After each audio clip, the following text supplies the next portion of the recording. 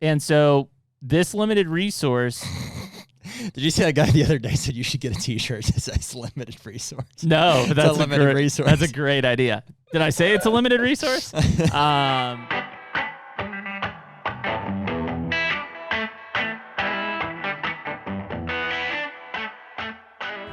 HUNTR Podcast is brought to you by Deer Grow. Man, it's almost food plot season, Jared, and Deer Grow is one of those products that has really changed the way that we plant food plots and the success we've seen from them. No doubt. I've been, trying to plant food plots my entire whitetail hunting career, which is a little shorter than yours. But the minute that I started, or that I realized that I could get Deer Grow back into some of these remote plots where I couldn't get lime or fertilizer, especially in the 50-pound bag, format. Mm-hmm. So everything was changed. I could get into these spots moving forward with a backpack sprayer, and that's since escalated to these 40 or 60 gallon sprayers, and we're doing upwards of 5 to 10 acre food plots just with Deer Grow and having phenomenal success. Yeah, and with the price of fertilizer, lime, diesel, everything this year, what better way to get in there and grow a successful food plot at about a third of the cost? Check out Deer Grow at deergrow.com. And we're back. Hey, HUNTR Podcast, episode 135. Nick alive, but not here. Yeah, sounds like he's doing good. Living the old Southern life down there, rocking the Southern bells. We're halfway through it. Are we? Yeah, just about. Or maybe just over. It's going quick. Be back before you know it. Yeah, it is June 22nd. Dude, it's going to be July next week? Next weekend. Time to deploy the stealth cams. Yeah. It's coming next week. Yeah. I'm going to start firing them up. Ooh, you know what? Got a bow order in. Got our bow order in yesterday. Did you? Mm-hmm. Very nice. Yep. Talked to Eldridge yesterday. Got the bow order in. So we got a couple RX-7s heading our way. It's amazing how much money you can spend on just accessories. Dude, it's nuts. We're working on a crossbow convert, so we got a left-handed bow, and I bought them all new stuff. Yeah. It'll be. I'm excited. I've been shooting my recurve a lot. Mm-hmm. Probably about 50 to 100 arrows a night. Wow. I'm feeling pretty proficient with it. That is a lot. Yeah. I'm gonna kill something with it this year. I believe you. Kind of goes back to just maybe it was DeQuisto's, just he really motivated me to be seek back to just hunt, man. Mm-hmm. Just hunt, brother. Now I'm not out there searching an Iowa Ridge for 170s, but just get out there and hunt. Find a good pinch point, sit it, kill them with a recurve, maybe. Yeah, why not? I'd give it a shot. Yeah. So we'll see. I'm not back into the swing of things yet, but if I feel confident, I'd love to take one out and kill one with it. So yeah, this is the kind of I don't want to wish the summer away, but this is the time of year I'm like, okay, let's fast forward. I got seed in the ground. Let's move it forward here a little bit. Did you see that picture I sent you this morning from Stealth Cam? From it was in Kentucky. So I've got this. It's an inside corner. It's a really sweet spot. Inside corner from a bean field, and I've got like a trophy rock or something. Yeah, the buck that you said that you hadn't gotten. Skirts. Yeah, skirts it. He last night 5 different times, 5 different series of pictures. He would stop, look at the camera, and skirt. Never came to the trophy rock. Never came to the camera. Just skirted about, I don't know, probably 30 yards, 25 yards from the camera. Just he knew it was there. Just didn't like it, And I don't know. He's got a decent set of antlers on him. I couldn't see really body wise if he's mature or not. But those are the ones where you're like, damn it, he knows. He just knows. So it'll be interesting to kind of see how that plays out. We talked about we're about 10 days in or so on our beans. Mm-hmm. And you're popping? I'm popping. Yep. Looking good. That's awesome. Yep. We've been getting, from, listen to 2 podcasts ago, and it, sounds like we're spitting dust out of our mouths to consistent rain. Yeah. She's moist at this point. Yeah. Yeah. Still coming too. Yeah. It'll be good. So I think we've hit that right. I'm anxious to kind of get to the farms and just see what it looks like. Before we know it, I'm thinking maybe the week of 4th of July, I might go out and spray for everything. for all my fall plots if I need to spray my beans. It's too early. 1st of July? Yeah. Give 2-3 weeks of a good kill off? You want 2 weeks at a maximum. When are you putting yours in? Well, how are you seeding it? I'm going to put mine in the last 2 weeks of July, depending on rain. Mm-hmm. So if I did it on 4th of July, so let's say the 6th, 2 weeks would be the 20th. Mm-hmm. That's perfect timing. How are you seeding? In Ohio, I don't know yet. I'm not sure if I'm going to drill. I'll probably drill.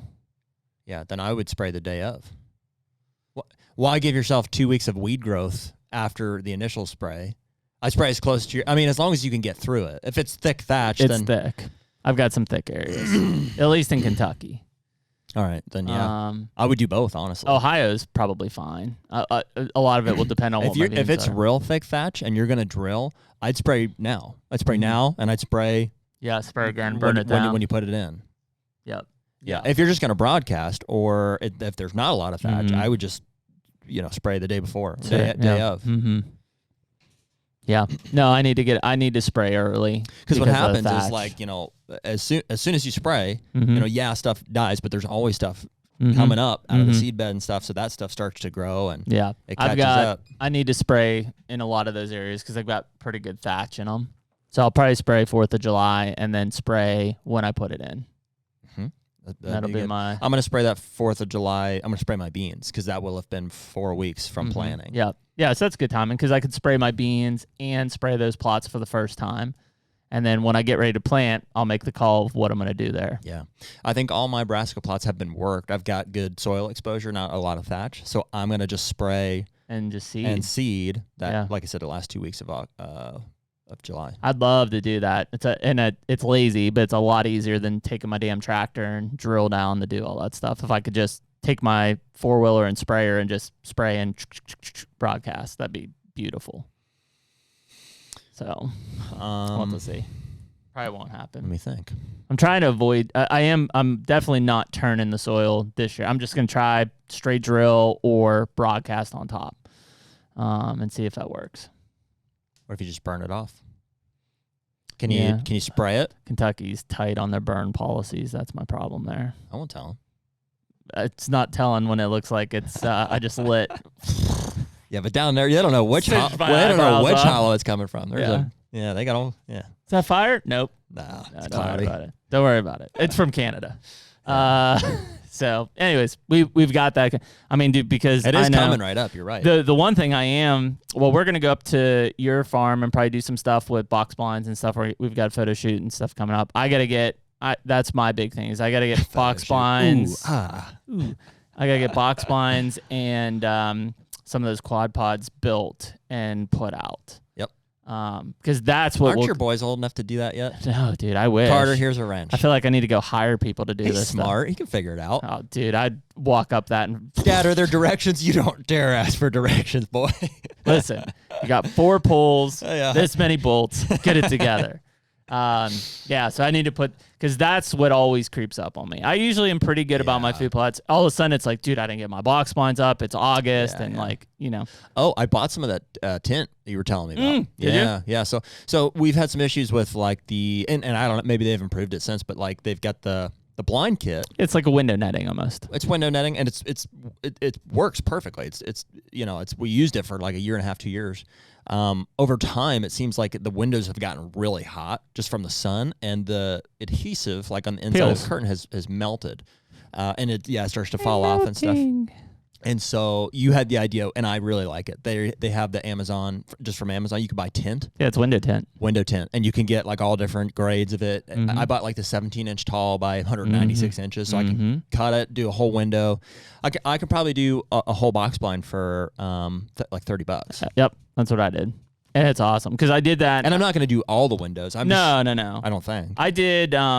No, because the windows I know I'm almost always going to have open, I didn't do. Right. But the other windows, and I did it with the box blind behind the house when the kid, because I mean, dude, we would get picked out, like, because this deer right there, and they're looking like right in the window. And so as soon as I put that on there, and it's reflective, so on the other side it just looks like a mirror. You didn't go total blackout, right? No. Yeah, you just went tint. Tint. I almost bought total blackout. And I was like, I want to be able to still see. Yeah, you could see out, and then the other side it's like silver. It looks like a mirror, and I put that on there. So from the outside, I mean, if anything, they see their own reflection, but I don't think they see shit. Yeah. Yeah, it works really good. It's a little bit finicky in those blinds. You got to cut some, but I mean, for the cost and for how long it's lasted, it's awesome. I may even just do it the first time I hunt. Like, just take the roll. That's what I did. Just take the roll with me. I'm going to take there. a scraper and some alcohol to get the old stuff off. And I sat in there and I put them on there, and I'm just looking around, nothing, do the next one. And I think it took 2 trips before I had it all. But I mean, it was perfect. Yeah. So I checked on one of my blinds, the one I shot Fuzzy Wuzzy out of. I checked on it the other day. And because we put that big bean plot in there, I was looking for a better way to access that. Maybe not access or ingress as much as egress. Getting out of there. So like it's right. In this. We've done a lot of TSI, which is looking great and stuff. There's deer bedding kind of everywhere, all around it. And the idea is they'll filter in there. And I think it's probably okay during most of the season to come in through the beans in that case.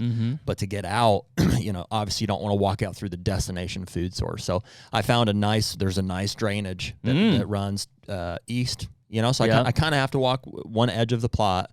And then, but it's clean. I weed eated, I chainsawed, I took a leaf blower, and I took a rake. Dad helped me with stuff. And I mean, And so you cleaned that drainage out? It's totally cleaned out. Yeah, that's And huge. it's not like big, tall cut banks, but I'm definitely below. Yeah. And I'm totally out of eyesight of the destination food source. So I think it's critical. It's a good option, if nothing else. Yeah. I mean, I've got some areas that I can do that. I've got one on the new farm in Kentucky. There's like the main road I go in, and then there's a sub road with trees that kind of sits down, and I'm going to clear that out to get in.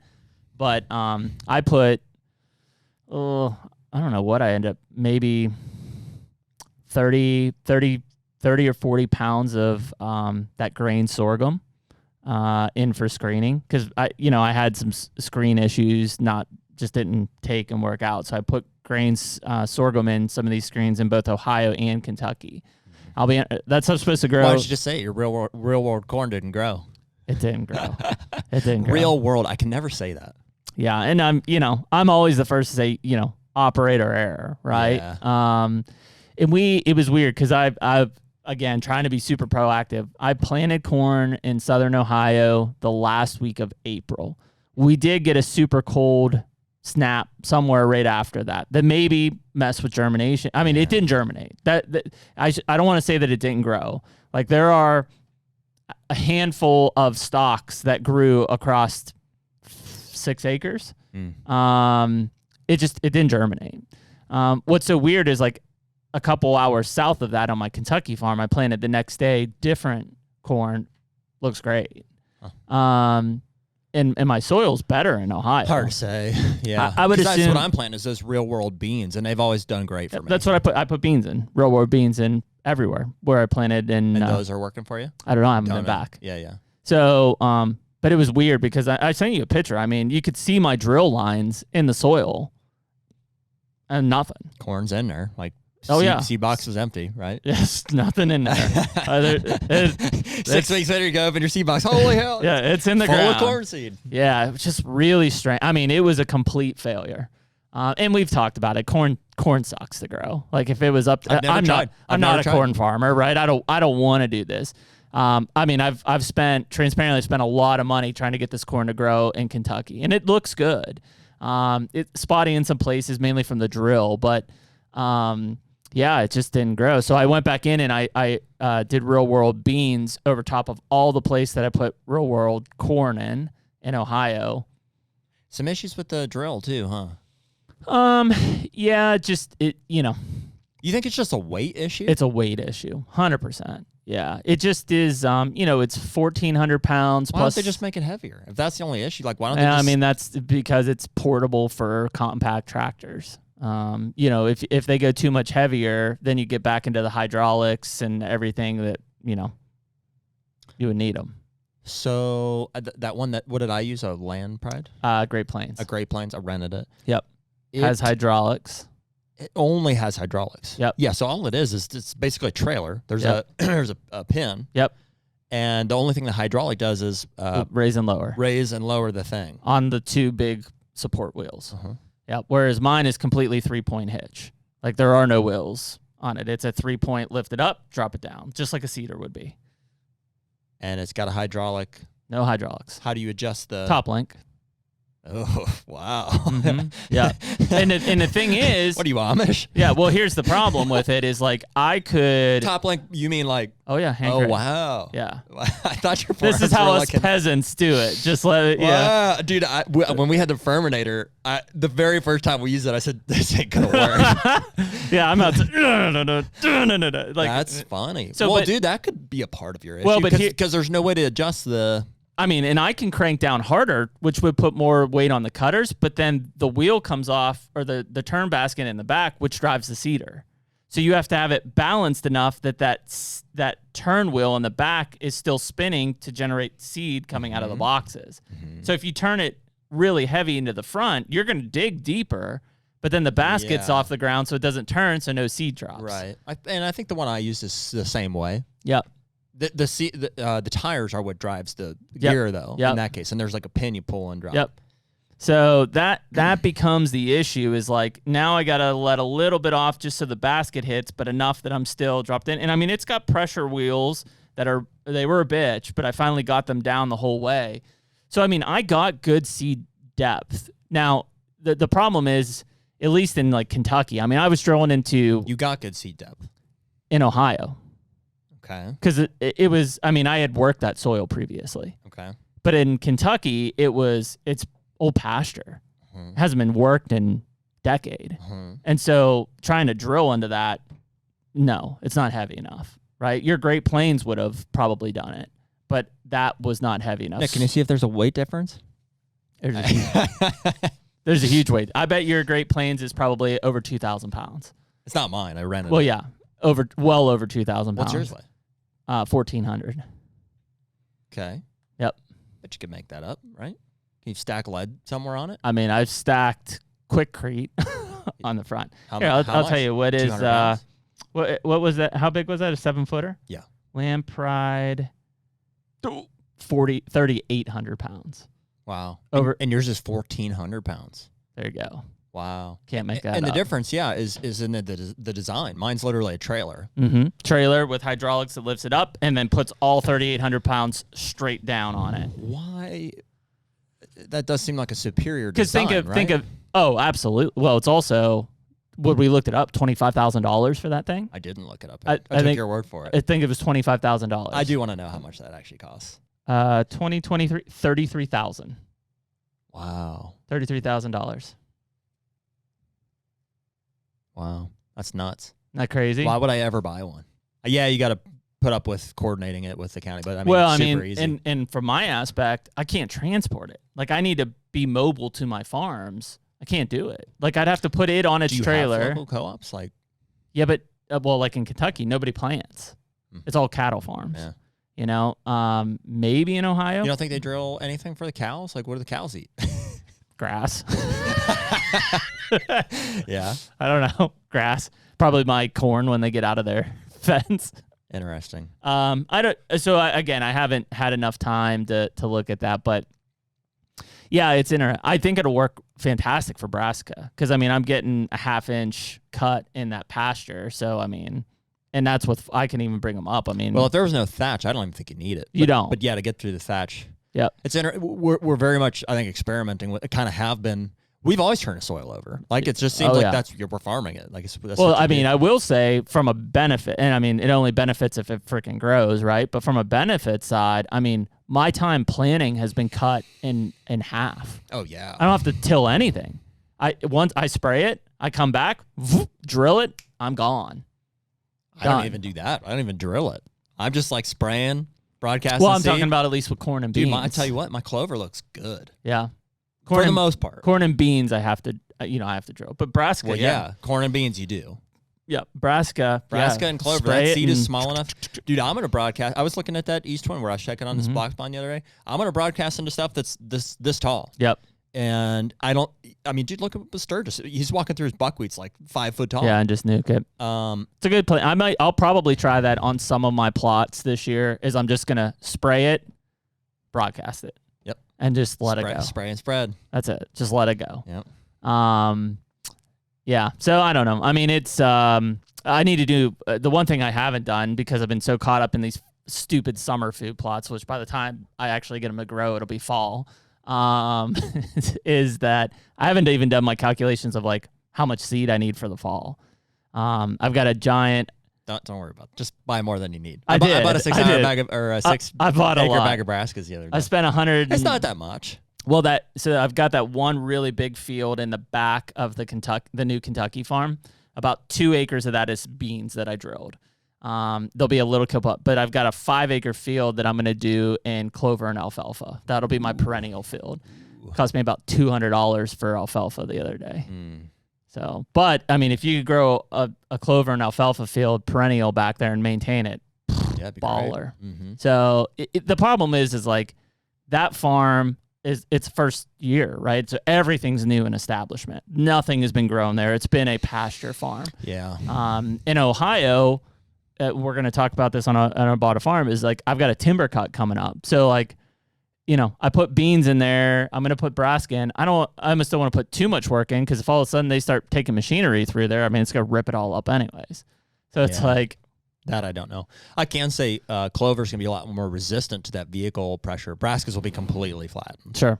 Yeah, I'm speaking from experience. Yes. Yeah, I planted. I know a guy. I planted like the sole road. It's wide, yeah. but it's the sole road that the farmers use to go back to harvest this backfield. I had this beautiful brassica plot. They ran the combines through their stuff. It was like completely level. There was nothing left. You know what the worst one for me was, and it was probably, it may have been last year, 2 years ago, is when I had the new food plot put behind the house. I had to move my box blind. Well, I had already established my brassica. It did every like turn of my tractor, like just like twitch because I knew I was just like crashing everything down. Yeah. So but it's, I mean, you know, well, when people are listening to this, I think we did, it's sometime in July likely. I mean, it's here. We're on it at this point. I've been in some trees at this point. I've got some stuff kind of moving around. I've got some. We both have got some gears turning here. So be fun. So yeah, I mean, I've got that. Other thing is, I don't know if we talked about my. So Emily's uncle drew a coveted bull elk archery tag in Kentucky. Wow. So if you're listening to this, by now I know which area we have. But August, I'm going to spend a good bit scouting Eastern Kentucky to get on a bull with him, and so I'm kind of guide / packer. What are you looking for, scouting elk? Well, so you only have access to certain properties. So one is, where are they? You know, because they're not on every property. Will they be where they are? If it's mid-August, because it's open September 9th. Okay. So mid-August, they should still be in and around those same areas. And I'm hoping that. How does that work? Is there ag down in that part of it? No, okay. Old strip mine. So where did they winter? Old strip mine. Okay. Yep. Old strip mine, grass areas, reclaimed areas. There's a bunch of big timber down there. It is tough country. So what's the best way to scout? Can you drive and like glass chutes and stuff like that? Or? No. So again, depends on the area. You know, if I get our top preference pick, I can. Basically there's a large road that sits on the top, and I just glass these big reclaimed strip mine areas. Wow. Which would be perfect. But if you get one of your lower picks, you're in big timber, and you aren't glassing shit. Like, you're just basically going in and trying to read sign or find them. I mean, it's tough country. I think they do, I want to say they do 120 archery tags total. Maybe 30 or 40 of those are bull tags. Yeah. I mean, it's, what you don't want to do, and you can get access to private. Like, once you know an area, you can start making calls to landowners to get access to them. But what you don't want to do is end up on a piece of public where there's 9 other guys trying to kill a bull on it, right? I mean, it's just not big enough. So that's where some of these limited access areas and stuff, it's like there's one archery tag, and if you get it, you got 5,000 acres to yourself. Wow. I mean, that's what you want to, but I mean, your odds are low to get in. So, again, if by the time this is out, we should know where he's at, but, it'll be cool, man. I'm stoked for it. It's tough country. I mean, early September in the hills of Eastern Kentucky, it's gonna be hot as shit, and it's gonna be rugged territory. Are you guys gonna camp? No. We'll probably just get an Airbnb or something down there. Okay. It depends on where we're at. Some of the place is about an hour from my cabin.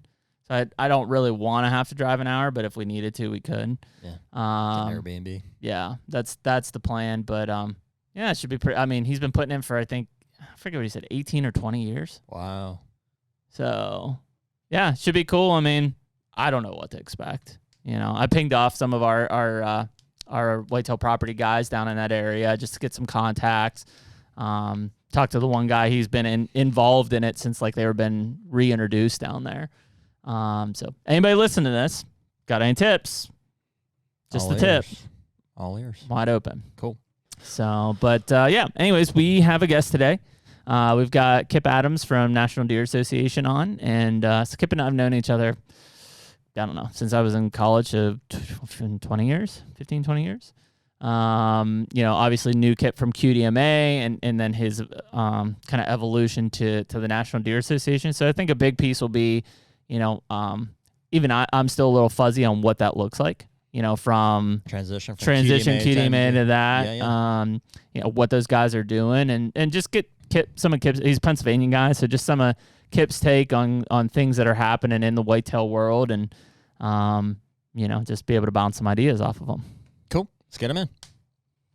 The HUNTR Podcast is brought to you by Hoyt Archery. Dude, where would we be without our Hoyt bows? Probably shooting crossbows.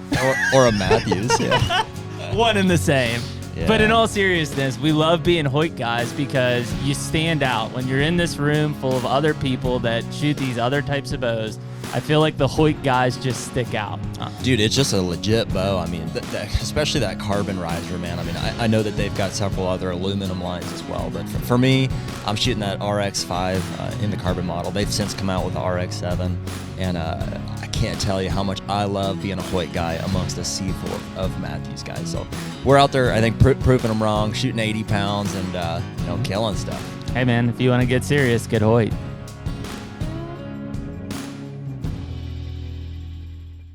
And we've got Kip on. Kip, appreciate you coming on this morning, man. Yeah, it's good to see you. Thank you for having me. Always fun to talk deer and habitat. Well, fellow Pennsylvanian in the studio. I mean, we typically. Oh yeah. Yeah. Oh yeah. Kip's from up north. The big woods. Are you? Are you in Tioga? Where are you at? Tioga. Tioga County. So, yeah, Pennsylvania's going to take over the world. That's it, man. Right. We keep telling people that. Is that where you live now? I do. So I grew up in northern Pennsylvania. I spent a decade in New Hampshire and Florida, and then have been back in PA for, over 20 years now. Yeah. So, by choice, I can live anywhere in the country I want for my job, and I choose PA. And you have a farm up there, right, Kip? I do. I now live back where I grew up. Okay. So I grew up on a family dairy farm. My family still owns most of that farm today. So it's where I grew up hunting. It's our hunting camp. Our dairy's long gone, but we still run a few beef cows so that my kids get to grow up understanding how that works. And so, yeah, we have enough to make it fun, but not so much that it's a whole nother job. Very cool. My wife and I run an ice cream shop. It's a family business on her side. So we very much appreciate the input from the dairy farmer side. Yeah, we deal locally with there's a dairy called Turner's Bakery out of or Turner's Dairy, out of Penn Hills, Pennsylvania, which is just outside of Pittsburgh. And I don't know how long they've been in business. I mean, Turner's has been in business a long time. Yeah, and they've got obviously a bunch of dairy farms all over this part of the state and stuff. But anyways, fun fact. Mm-hmm. Well, I mean, your family farm in Ohio is beef cattle, right? Yeah, Angus. Historically, Black Angus. Yep. So yeah, it's funny how you get into that stuff. But Kip, for a lot of our listeners, I mean, our relation. I mean, heck, we've known each other. I don't know, probably too long that we want to even mention how many years at this point. But I guess just give a little bit of background. You mentioned being in New Hampshire and stuff. A lot of people probably know you from the Quality Deer Management Association side. Obviously now the National Deer Association. So just give us a little background. Obviously grew up in Pennsylvania on a dairy farm, but how have you got to where you are today, basically? Yeah, so the farm was great. You learn a work ethic. We always had a place to hunt. One of the most important things I think we learned on that, though, is we were lucky that we had some family land I grew up in a hunting family. Everybody I knew hunted. My dad, my grandmother, my grandfather, my uncles, my cousins. So the one thing that was important, though, is that even with that opportunity to hunt and on land, my dad always impressed upon me at an early age, like, hey, yeah, we're lucky to have this to hunt here, but it's our job to take care of it. It's not just a consumptive thing. Like, we are going to take care of the woods, the fields. So at a very early age, I thought, you know what? I love the farm work. I love that. But man, this whole, hunting thing, I enjoyed the woods. And then I found out you can be a wildlife biologist. So that was something that appealed to me at a very early age. Went to Penn State and got my bachelor's degree in wildlife and fishery science. And at that time, it was such a competitive world that, you needed a master's degree if you wanted to have a biologist position. And then it was really a state or a federal job. That was it. There weren't all the opportunities in wildlife today. So I left Penn State. After I graduated, I went to the University of New Hampshire and got a master's in wildlife. So that was my first stint in New England. Worked with moose and deer. I think I had the greatest graduate project in the country. Got done with that and then applied to state wildlife agencies all over the country. Florida was the only place I got hired. And man, I had never been south of Washington, D.C. in my life. And that was on a 6th grade field trip. Other than that, I had never been south of northern Pennsylvania. So I went to Florida, and it turned out to be the absolute best thing that could have happened for an aspiring deer biologist. I got to view deer in a different part of the world. But more importantly, I got to view deer hunters in a different part of the world. So I spent 4 years in Central Florida. It was a phenomenal experience. Tremendous agency to work for, great opportunities. And it really opened my eyes to, hey, if you want to be a good deer biologist, you need to also understand, the hunting culture, the hunters, etc. So that did me a world of good. So I spent 4 years in Central Florida. Then New Hampshire Fish and Game's deer biologist was promoted to the chief of wildlife. So I applied for that job because I knew at some point I wanted to come back north. I got that job. I was hired by New Hampshire Fish and Game, and I was their deer and bear project leader. So I oversaw those 2 projects. That was a great job. Tremendous days at work. And it was while I was in New Hampshire that I learned about the QDMA. I became a member immediately. And you know what? And I had always knew at some point, like, I want to get back to Pennsylvania. I want to be back closer to family. Florida was a little too open for me. New Hampshire was way too forested for me. I like that nice mix of the woods and mountains and open ag lands of PA. So in New Hampshire, they had applied for the first time, or QDMA offered a position in Pennsylvania. And I thought, man, that has my name written all over it. So I applied for that job. Man, that was almost 22 years ago now. Wow. So I started with QDMA and now NDA. So that's how I spent that 10 years in 2 stints in New Hampshire, 1 in Florida.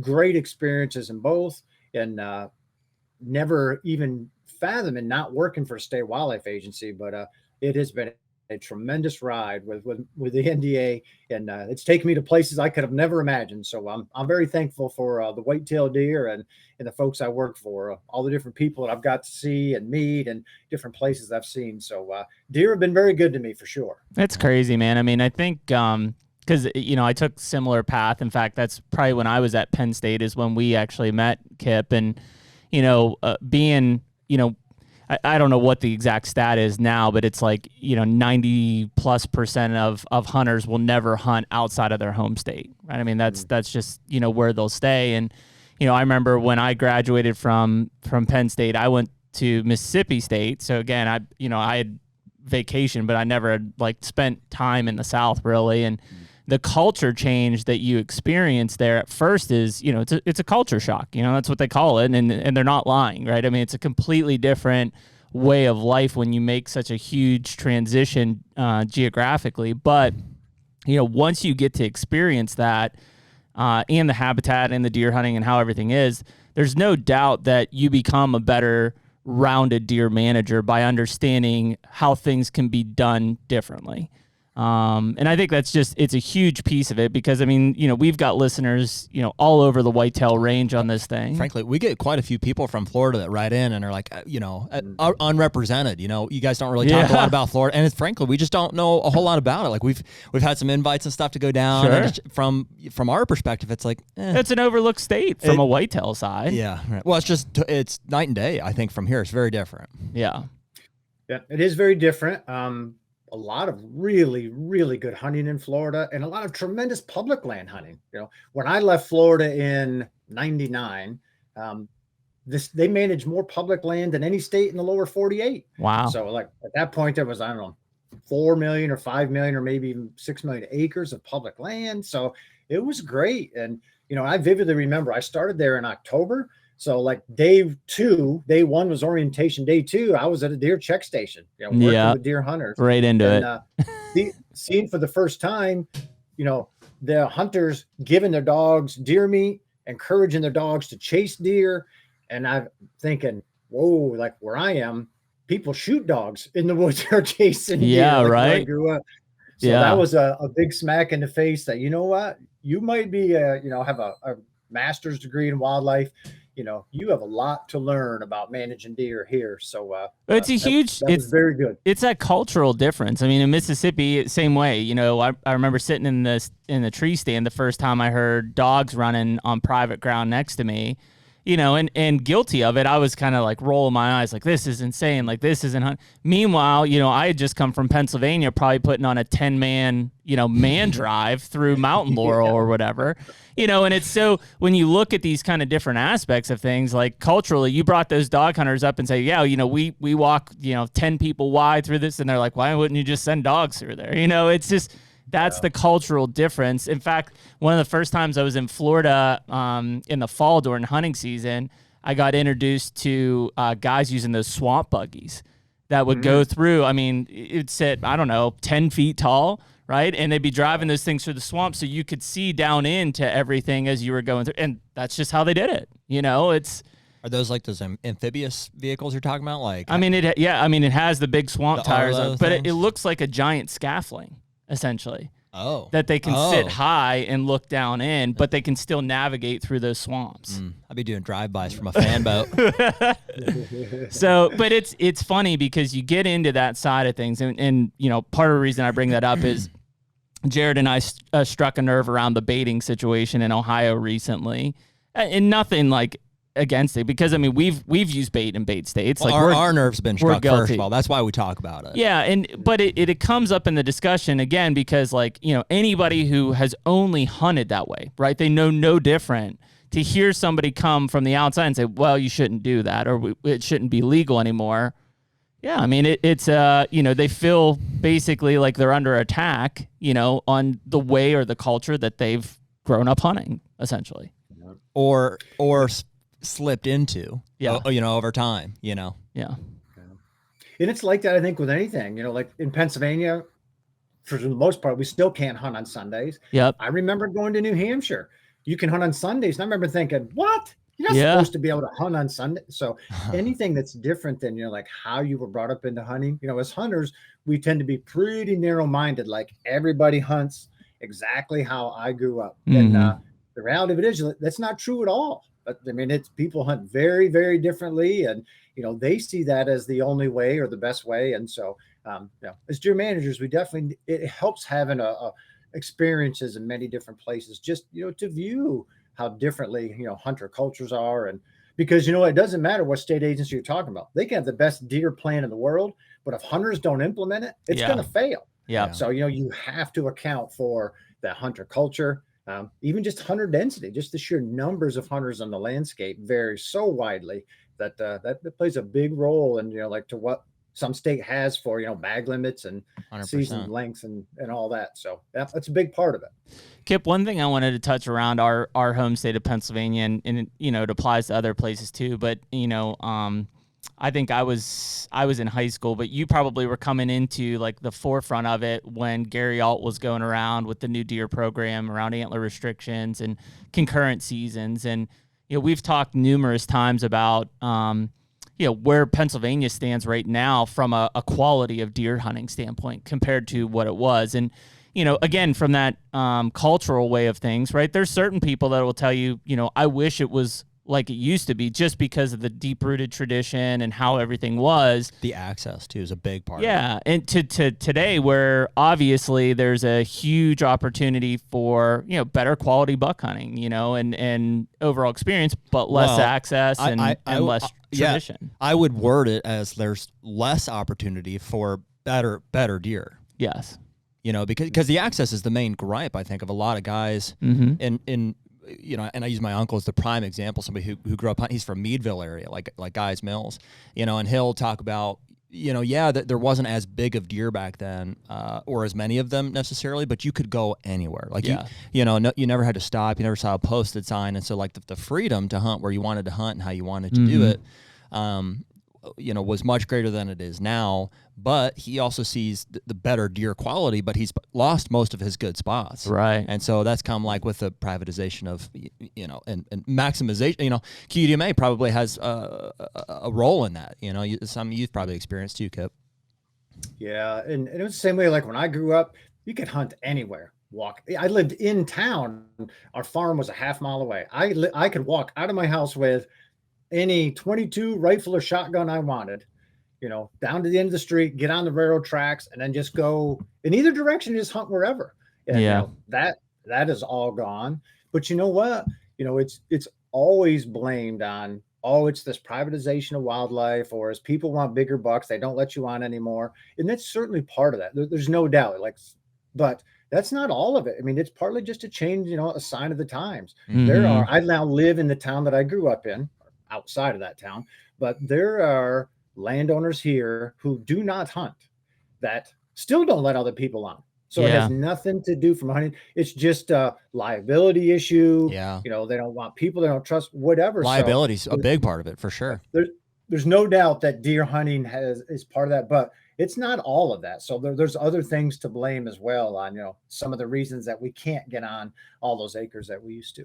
I think that's a big piece of it. I mean, we do immediately, because it's where our mindset is, right? We immediately kind of jump into that. Well, people want to protect their lands for their own quality of hunting, but you think of society in terms of, everybody's throwing frivolous lawsuits around anymore. The liability aspect in the shortcuts and it's a completely different society than it was even 20 years ago.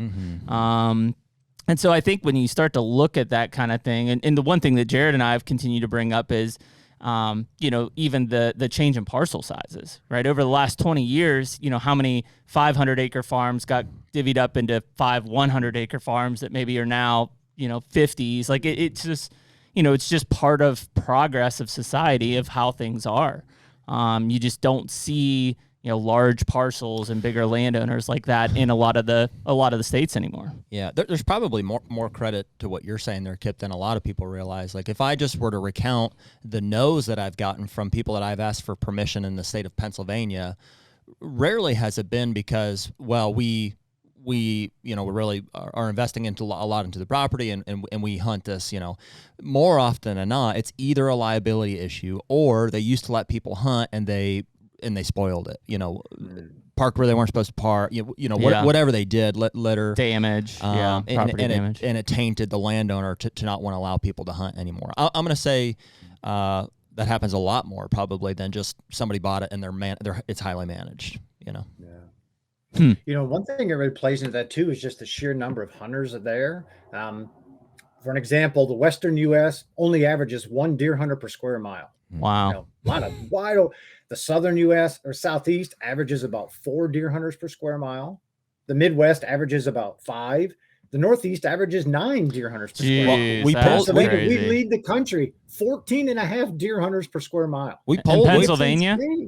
Pennsylvania leads the country in the number of deer hunters on a per square mile basis. Yeah. Well, we polled the number the other day. Was it 300,000 bow hunters? Yeah, in Pennsylvania, number 1. 330 or something. Yeah. So even, people talk all the time about Iowa and just how Iowa, is so good at deer hunting. And it is. It's phenomenal.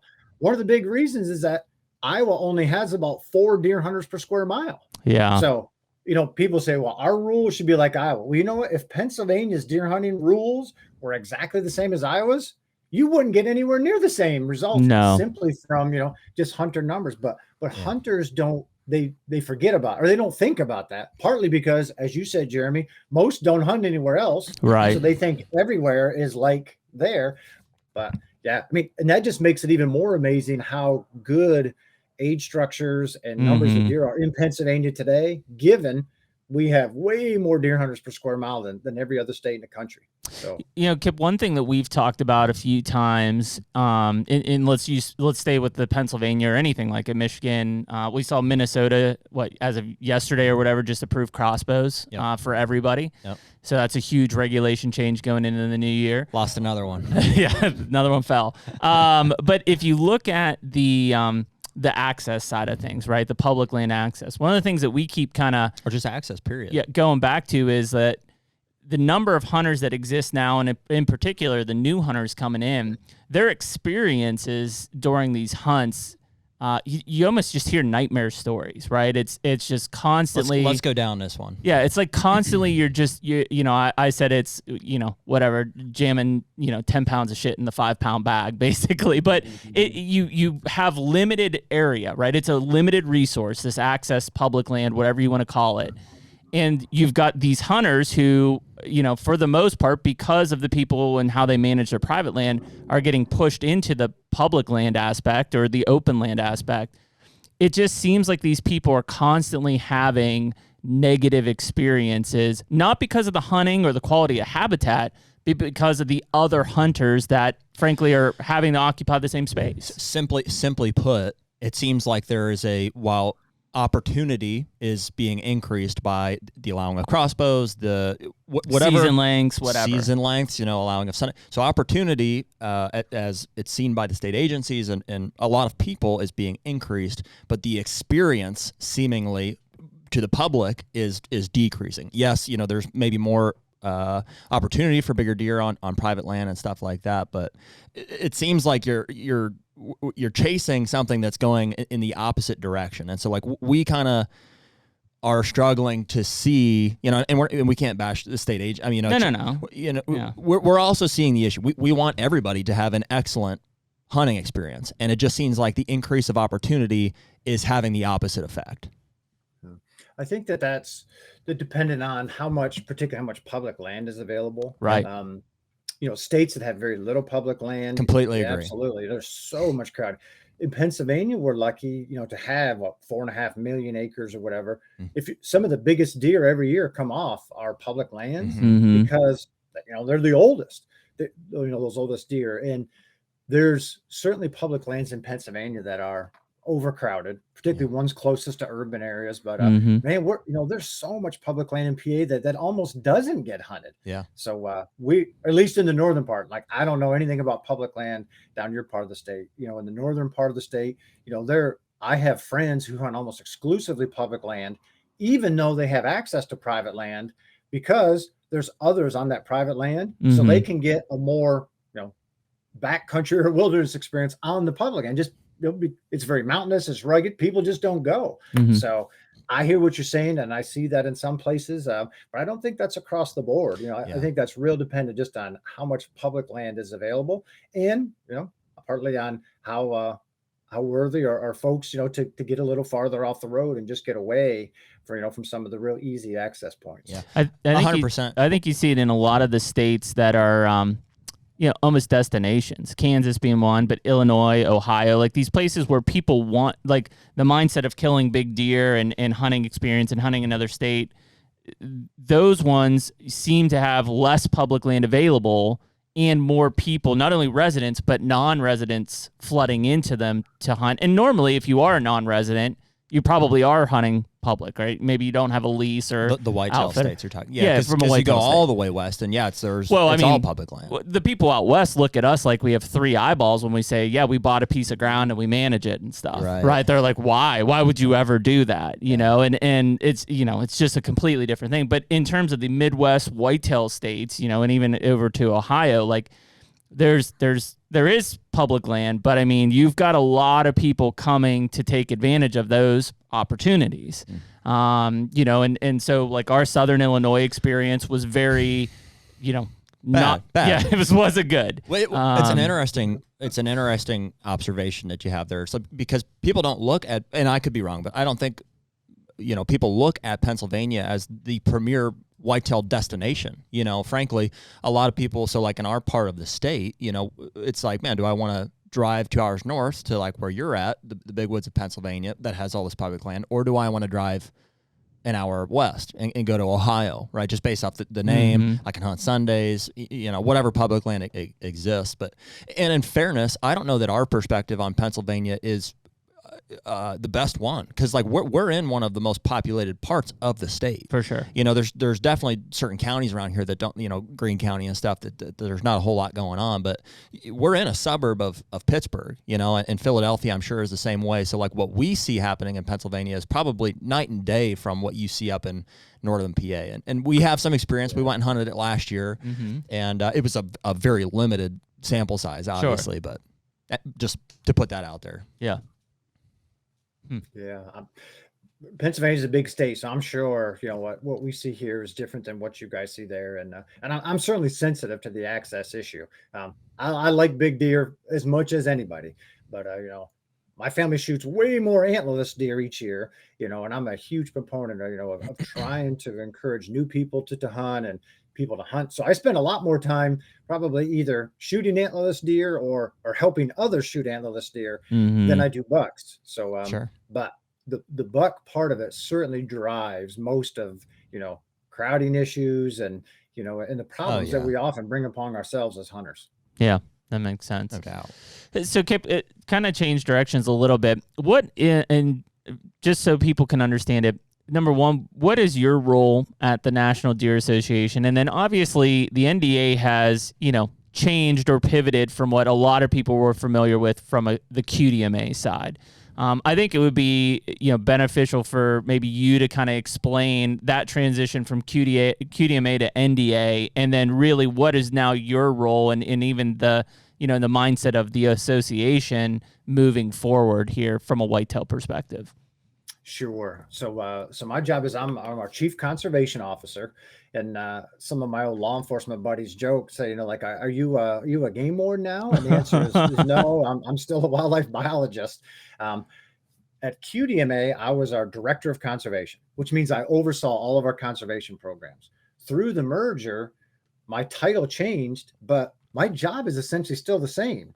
I oversee our conservation programs. And most of what we do is very, very similar to what I did when it was QDMA. You know, our logo is the same. The reason the whole merger happened, or where it came from, is back in 2014, QDMA hosted the first ever National Whitetail Summit. One thing that came out of that was they said, hey, we need a stronger advocacy group for deer hunters. Like, we need somebody who can really, and we said, okay, you know, we were going to develop this advocacy arm. Long story short, you know, there was some problems with board members that the arm that we built to be within QDMA ended up in its own organization. It was called the National Deer Alliance. You know, that was the advocacy arm. It was always supposed to be part of QDMA. So fast forward a few years, we worked very closely with the Alliance through the merger with, you know, all of the can't travel anymore. We're not fundraising, all of this. It essentially was an opportunity to have a second chance to do what was right the first time. And what we intended was to have that advocacy arm as part of what we do. So we did that. We kept the same logo. The name change didn't occur just because we merged or because we wanted to change.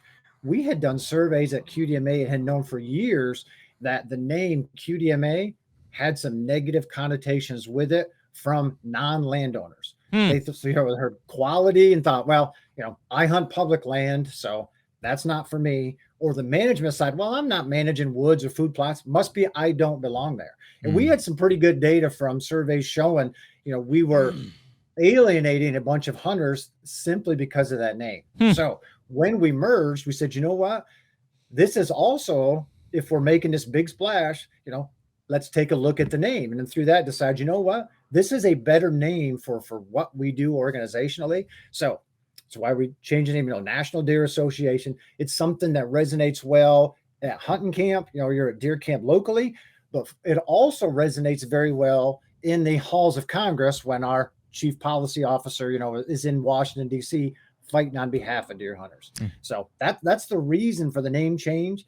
Organizationally, our mission is still, we're the top promoter of QDM, that whole philosophy.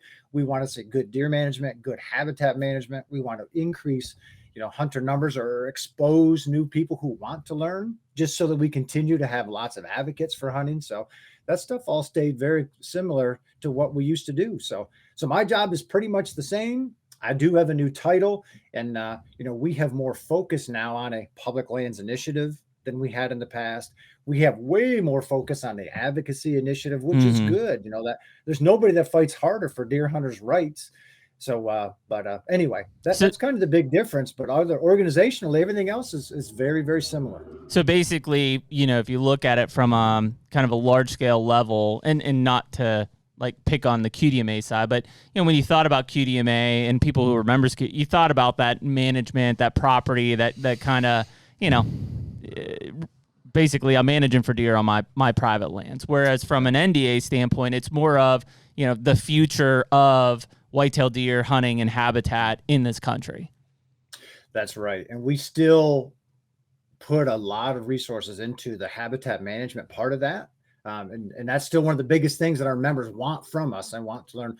But we also have a lot of new members, that are brand new hunters and say, look, food plot, 101 or 202, or, doing some forest stand improvement. I don't own any land, and that's a little past me. I just want to learn how to hunt. Right. So, yeah. And we knew at QDMA from our member surveys that over a third of our members didn't own any land anyway. Really? So, they were there to learn how to hunt. And so, the perception was we're all landowners and we're all big landowners. The reality of it was over a third of the members didn't own any land.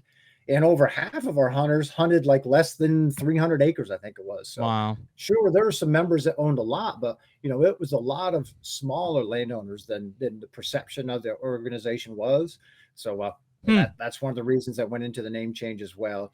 So it's a name that just better reflects who we are as an organization and what we do. I think the advocacy thing is huge. I mean, we had Skip Sly on from Iowa a few weeks ago talking about some of the initiatives that had happened in Iowa and really kind of giving us this, almost eye-opening look into what's happening in a lot of these states on the state legislature floor from a lobbyist side, whether it's manufacturer lobbyist and or, other motives involved that could have critical effects on deer hunting, in many of these states.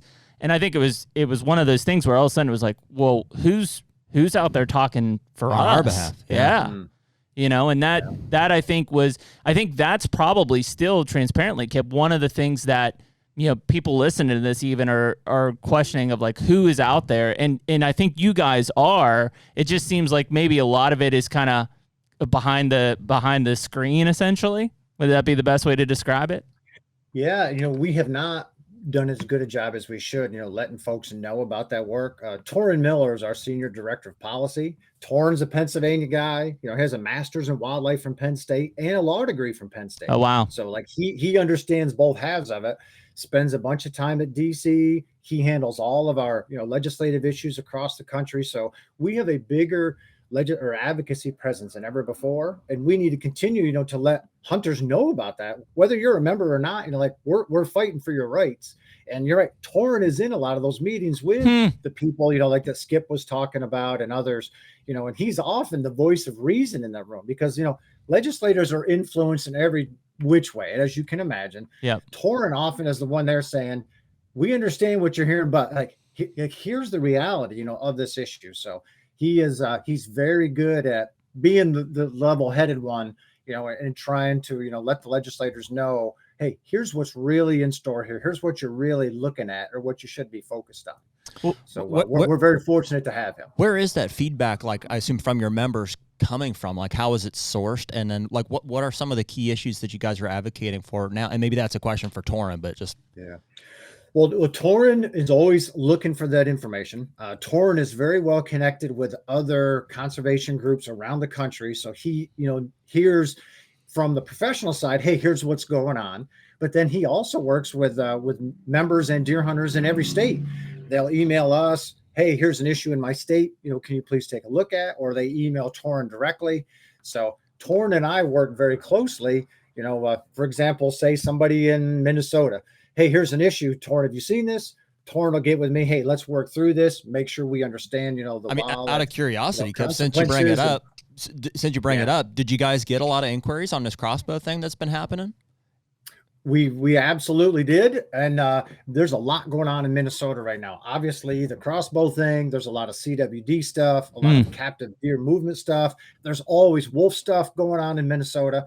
So yes. And, and with that from the crossbow end, we look at it as, hey, we want to see big picture, the deer herd well managed, right numbers of deer for what the habitat can support. Let's have good age structure. Beyond that, we don't tend to get into too much. Oh, you should kill this many with a crossbow. You should kill this many with a rifle, this many with a shotgun.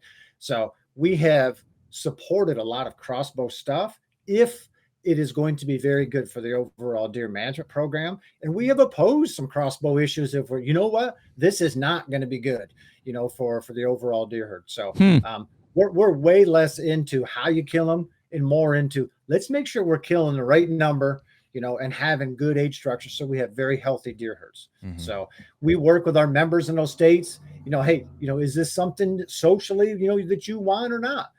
We always follow the science, but we understand that you have to take the social side of this in as well. Like I mentioned, you can have a great plan, and if hunters don't implement it, it's going to fail. So the social side plays in. You have to have the science to direct this, but there's absolutely a place in all of wildlife policy and wildlife management, for a little bit of that social input, and that has a bigger role than many realize. Oh, 100%. I'd say it's just as big as like the, yeah, it's easy to manage the deer. It's hard to manage the people. Right. I mean, that's what it comes down to. It's been the age-old story. It's easy to manage the deer. It's managing the people and stakeholders involved. Yeah. That's a difficult part. Kip, I assume, just because of where it is and, Wisconsin, obviously Buffalo County area, the CWD thing has been, probably a huge time-consuming factor of NDA recently. And, depending on the state, whether you're here in Pennsylvania, we talked about Florida pre-podcast and the discovery down there. I mean, in your experience, because it seems like from the outside, many of these states talk, right? But everybody's kind of got a different approach to how they're handling the CWD thing. From an NDA standpoint, looking at it purely, I guess, from that herd aspect, what are you guys coming in from a recommendation side, or how are you supporting some of these states where, they're having these CWD issues? We look at it as, this is by far one of the biggest issues impacting the future of hunting, no doubt, just from, a population standpoint, from a hunter interest or engagement standpoint.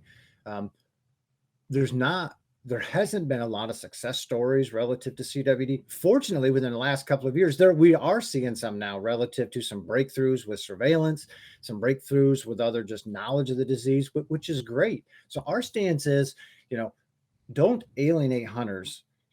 We're not a fear monger that, this is the worst, the thing that's ever happened and it's going to be the end. I firmly believe that we will beat this disease. Like, it's not going to be the end of hunting, but we need hunters to be engaged and do their part. So our tact is, rather than try to scare everybody or argue yes or no, it's a big thing, let's let hunters know what they can do every day to engage in the fight. And there are things they can do. Like, hunters every single day can not transport the high-risk parts of harvested deer. That's a huge way that we're moving the disease around. And a lot of hunters don't even realize their state, prohibits that. Right. So hunters can get engaged by not moving it and by telling their hunting buddies, hey, don't move those high-risk parts. They can be engaged by learning how to debone venison so that, you can legally move that meat.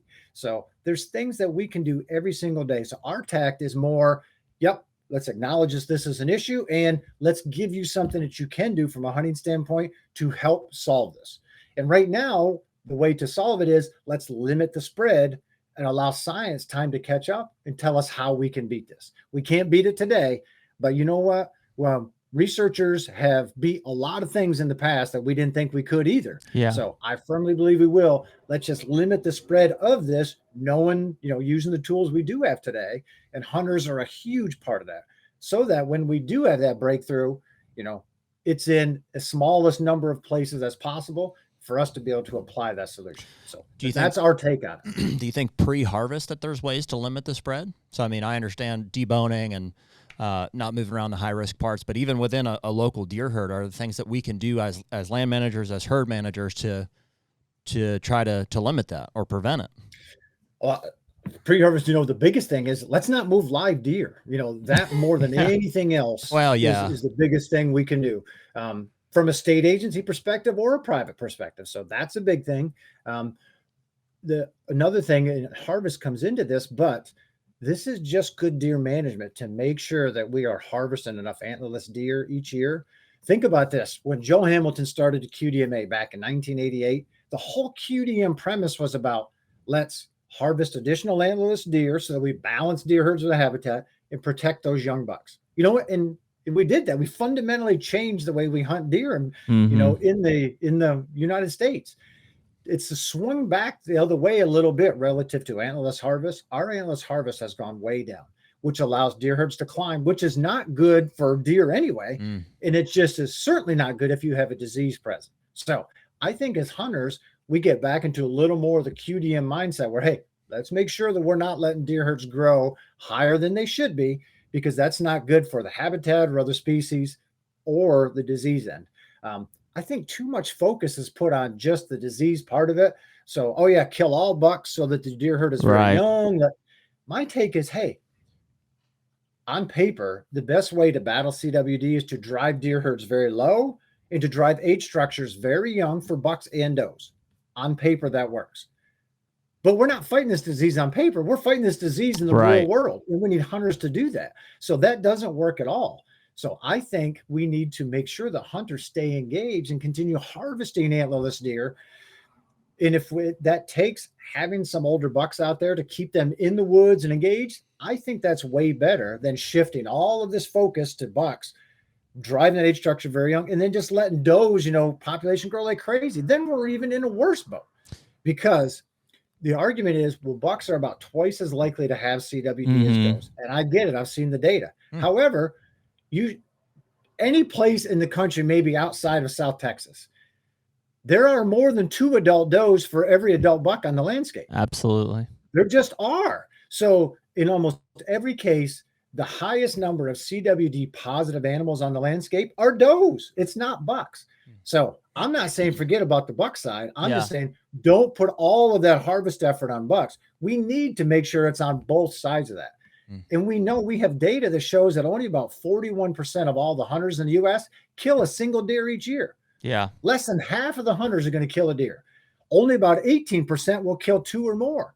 So if you focus all of that effort on bucks to try to keep the age structure young, hunters shoot that, then they don't shoot any antlerless deer. So then the disease problem gets worse, overpopulation occurs, and all that stuff falls apart. So I think that's where a lot of folks are missing the boat. We need to continue to apply harvest effort on both sides, and especially on the antlerless side. What do you think? I mean, is it just, again, we've talked about kind of the society evolution here. I mean, do you think that, the way content for hunting and stuff is being put out, do you think people are just saying they're just not interested in shooting does? I mean, is that what it's come down to, Kip? Is they just don't feel like they want to shoot does? They'd rather just wait and shoot a buck? Well, admittedly, it's tough. Like, I go into every season with intentions. It's not tough to kill a doe. It's just tough. No, it's easy to kill does. It's hard to justify, potentially ruining a hunt or like the work that's involved afterwards. It's just that's exactly it. Or people say, well, I'll wait and shoot my does, later in the year. That's exactly that, and the fact that we need a better outlet for venison. 100%. Oh yeah. For example, there's a lot of hunters that would be willing. I have doe tags. 100%. Yeah. My freezer's full. These two guys are here. I'm not afraid of. It is more the work afterward. It's not that I mind butchering deer, and we do a lot of them, but it's like, man, on our amount of acreage, we Yeah, it's probably just need to time. shoot 30, 40 does. And I'm just, if I could take them somewhere and drop them off, I would do it a lot more readily. Yeah. Almost every state, has programs for donating venison or Mhm. participate. Maryland has a great one. And I know you guys are aware with it, Yep. with farmers and hunters feeding the Yep. hungry, but they provide enough financial resources for area processors to do that. I'm very lucky. We have a good friend in Maryland that invites my young son down every year in September to bow hunt because their bow season starts before Yep. ours. And we have had a blast the last few years with him killing multiple does, during the early season. Those all go to a local processor, Mhm. and then they have a waiting list for people who need that meat. Yeah. So, and it's a great lesson to teach my young son, hey, you are helping this local landowner, you're helping the deer herd, and you're feeding these other people. And Yeah. it's simple because we can just take the deer there, drop it off, fill out the paperwork for who is going to get it. We don't have to pay a penny. Yep. Great, all the way around. Now, if we had to pay $50 or $100 for each of those deer, as much as I want to help out, Can't do it. I can tell you we wouldn't be doing Yeah. that. Yeah. So I mean, there anyway, used to that's be a lot model more that- in Pennsylvania. What is it? Hunter Sharing the Harvest here in Pennsylvania, Yeah. I think. Because I used to have one because I'd shoot 10 does a year, but I had a processor close by. It seems like every year there's less and less people doing deer processing in this state. And probably that's everywhere, to where, I do all of my own at this point. Kind of out of necessity more than anything. From a time commitment standpoint, we usually shoot, and it's with the kids, they'll shoot 2 or 3 does a year. But we would shoot a heck of a lot more if I knew that I could give that to a family that was needy. And it sounds kind of bad on my end, but it's just time commitment. I just don't have the time to take care of them to do something with it.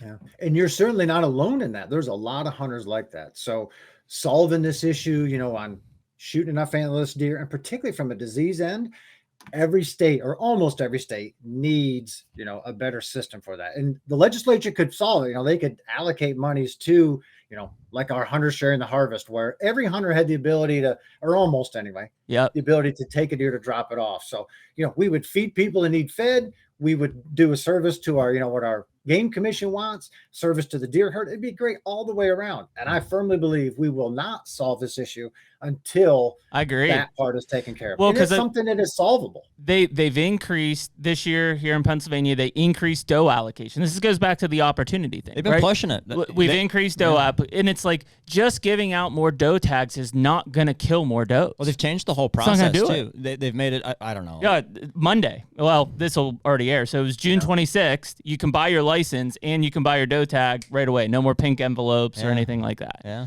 But again, I think I can't remember what it was whatever 12 or 15% increase in allocations. It's not going to necessarily translate to 12 to 15% more does or antlerless being killed. Especially if they don't have access. What are they going to do with the deer? Like there's all of these other factors. It won't hurt, but there's other factors like you're talking about. Yeah. They've done it in Pittsburgh area in 2B forever, right? It's like, oh, just put more. It's like, where am I going to hunt? There's nowhere to hunt in 2B. You can give me 100,000 tags. There's nowhere to go and harvest these deer at. Yeah. We've definitely saturated the market in most places with tags. Yeah. Well, and I mean, you still, and it's not I wouldn't say it's a huge group, but there's still a pretty solid group of people in Pennsylvania who are against killing does. It's the old mindset that, they didn't kill does back then. They're not killing does now. The old guard. I mean, people, I don't know how long ago, 10 years ago, they used to stand outside like the sports shows and burn their doe tags. Well, you know what? The thing that probably really helped, whether it was true or not, to this day, I don't know that we've gotten a straight answer or one that's not contested by a lot of different people, is like the main reason that people were shooting does is because it was like helping the rut. You know what I mean? Yeah. They're like, well, if this is my buck to doe ratio is affecting my rut, I want to have a better buck hunt, so I'll shoot does. Tighter, more intense. If that's what's gonna do. But frankly, I think that pendulum has swung too, because now you hear people like, oh, I just want to have all the does on my property in November, so then all the bucks come to my property in November. What do you think about that the buck to doe ratio thing? I honestly, if somebody asked me truthfully, I would tell them I don't know. I have no idea.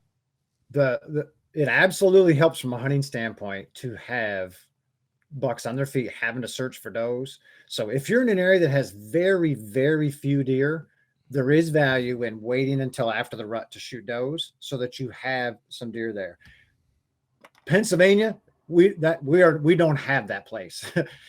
So having all of those does there really negatively impacts your chances of having those older deer walk by you. Because they don't have to go anywhere to find another deer. Yeah, they don't have to work hard. I get it. It seems like, oh yeah, I want all the does, so all the bucks are here. In reality, it just does not work that way. With the exception if you're in a very, very low density area, like in northern New England, where you're at the fringe, of deer habitat. Where we are in Pennsylvania, trying to have all of those does is only hurting you from a hunting standpoint, because then bucks just don't have to move or move very much anyway. So you'd be way better off having fewer deer. So those bucks had to search more. Here's some of the counters that I've heard to that, Kip, and that makes perfect sense to me. They'll say, well, if there's fewer does, there's way higher buck competition, and they're gonna kill each other. They're gonna be breaking tines off. All my deer have, they're getting busted up every year, or we have so much hunting pressure on all sides of our farm. It's like I don't want that deer moving that much. I can kill them right here. Especially like in bait states, where you can really hold them tight. And so they're like, I want them to be here and only here. I don't care if they move that much. Yeah, I'd tell them I'd like them to be here and only here too. But this is the real world when those deer are going to move, react to other deer that are there. They're going to react, to the hunting pressure. So pressure is certainly a big thing, and that's why I encourage folks, from a food and cover end, if you can only have one, have cover. Yeah. If you have food, but there's too much pressure, they'll just eat at night. But if you have good cover, you're always in the game. For sure. Yeah. What do you think about the competition between bucks? You know what I mean? Like busting each other up and stuff. There's some deer that are just more aggressive than others, and that's going to happen. As a hunter or as a landowner or even as a deer manager, we can't control that. Yeah. Or at least you can't control that at a high enough level to make a difference. I hear people talk all the time. I got bully bucks. They're running everybody else off. I'm going to try to kill him or do this or that. If for the most part, it's just simply not true. There are certainly some deer that are more aggressive than others. And yes, if you want to reshoot that deer, be happy and shoot it. Deer all have their own personalities. So there are certain instances where, you might be able to, keep somebody from this older deer that maybe doesn't have the antler quality that you want from beating up on other deer. Population wise, though, you're certainly not impacting that at all. In a state like Pennsylvania, where we can only shoot one buck a year anyway, I tell people, yes, I like to see big antler deer as well. We need to make sure that people realize that, many times a trophy is equally as much in the mouth as it is on the head. A deer that is 3, 4, 5, or 6 years old, that is an incredible accomplishment, something to be super proud of, regardless if it scores 120, 30, 40, or 50 inches. So I think that's an important part. No doubt. Yeah. I think that the doe harvest thing or the antlerless harvest thing is interesting because, obviously in a lot of areas there's been decreases in hunter numbers, but we kind of saw that, upswing from the COVID era and stuff. And, it just, I think, and this is kind of, date myself, but like when I was hunting growing up in like the 90s, you killed any deer in Pennsylvania with any weapon and like you were just proud of it, right? And I just feel like with the advent of social media and how everything's put out there that some of these new hunters probably don't feel near as much pride and or support when they go out and kill a doe. Like they look at what you see on your Facebook feeds and everything else.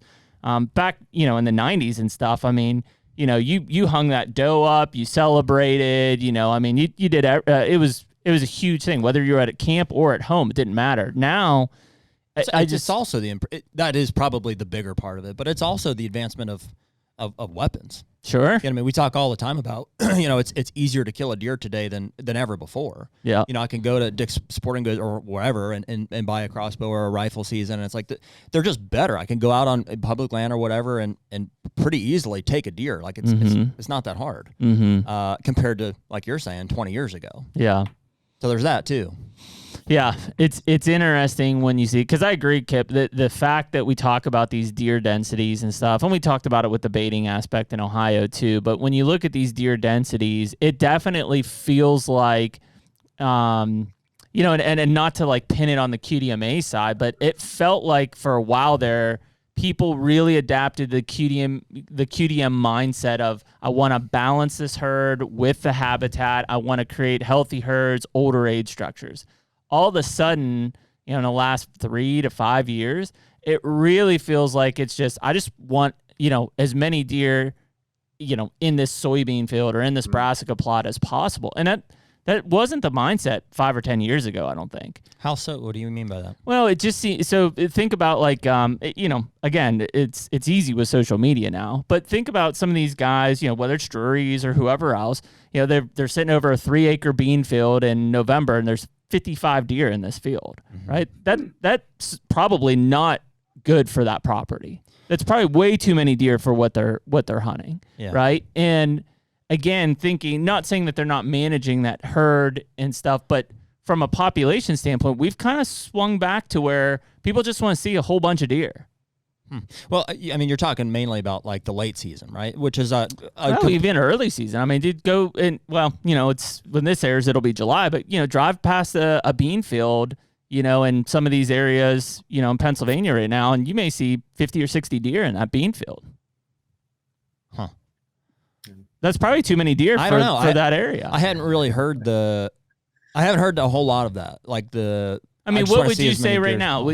I think it has more to do with like the wanting to kill does thing. One and the same, right? I mean, it has the same effect, yeah. Because I'm not wanting to kill does, my population every year is creeping up and up and up. So even if I'm a significant habitat manager, at some point that herd is off balance with what that habitat can support, and the damage is being done. Yeah. So I think to Kip's point, it's at some point as hunters, and this is where the state can give you the landscape level guardrails, right? But ultimately, it's on the micro level that the management happens. And so, at some point, you have to say, like, it's cool to see deer, but I think that we have to get back in check that, and whether you want to hunt big bucks, if you want to hunt big bucks, you don't want a ton of deer on your property. The more social stress and the more habitat stress that's on there is going to affect those deer. Even during the hunt itself, it makes it hard. The more deer that you have out there, more noses, more eyes. I don't want to see any deer. I just want to see the deer. Like best case scenario, I go in surgically, the deer steps out. It's the only deer I see. I kill him, and I'm now I can guide other people on our property and move to the next state. But I think if you look at those increases in population levels every year, it just say, hey, I'm busy, I can't harvest does. Or think of like even us, we're absentee landowners. Like I'm not there hardly at all. So it's not like I'm out there. Or what are you going to drive 10 hours to your farm to shoot 2 does? Exactly. All of a sudden, I don't kill any deer this year, right? The next year, likely there are more deer on the property than there were the year before. And that compounding factor, I think, it's probably gone on. People listen to this. It's probably gone on for 3 or 4 years. I mean, yes, I have kids. It's been 4 years since I've personally killed an antlerless deer. Wow, really? Yeah. I'm usually with the kids and they're killing them. I kill them. I usually kill 2 or 3 a year, know, and we've got, and I don't, it comes back to the, like, I don't like killing stuff. And so it's just not like, I'm not excited about it. So we bring, same as, is happening with you and your son, Kip, is we bring kids and stuff and they shoot them, and that works out. I'd rather them do it than me, frankly. Sure. Yeah, it's an interesting thing when you start to put in it. Because, you go 3 years with not killing does on a, and I'm not talking like a 10-acre property, like a property you're trying to manage. The amount of deer that start to stack up on that property pretty quick. Get away from you, for sure. And it's hard. We've talked about it in Pennsylvania for years. Once it gets away from you, it's hard to wrangle that thing back in. Yeah. Well, it's funny you talk about, like when we grew up, that doe that you shot, you hung it. You were so proud. That's it. It's definitely a different feeling today. I think partly because, there's so much more opportunity. When I was a kid, you killed 1 deer a year. Yep. If you shot a buck opening day of archery season in late September, you were done for the whole year. You couldn't even shoot a doe. Yeah. So like that 1 deer meant everything. And I wrote an article recently for Quality Whitetails that talked about some of like my childhood experiences and now my kids, young hunting experiences. My kids shoot more than 10 deer a year, every year together, not single together. And for them to hear that I used to be able to shoot 1 and have to stop, they look at me like, where did you hunt? Mars? Yeah, like, exactly. How could you? And I mean, it's just, so even me, how my culture was growing up, even that my kids are in the same place, it is very different today from that end of it. Like, they couldn't imagine having to stop after shooting one deer. I know. Like, why would you ever do that? How old is Bo now, Kip? He turned 14 this spring. Holy cow, he's man. 14. That's he crazy. still looks like he's about 10 or 11, but he's 14. That's crazy, man. Well, and I know it. My daughter is almost 17. That's wow. What's really crazy. Yeah, I say that because mine are 11 and 7, and so and one of the reasons I haven't shot a doe in Pennsylvania is because Harlan, as the mentor programs, had to use my doe tag. Mm-hmm. I've had to be with him, and he uses mine. Carter, I think it's 8 is when they're able to get their own tags. So Carter's had his own doe tag to be able to use recently, but Harlan's had to use mine, and I usually only get one a year. And so, I think that going back to what you were saying there, Kip, in terms of how we grew up and what they've experienced, I've had Harlan pass button bucks, this past year as a 7-year-old.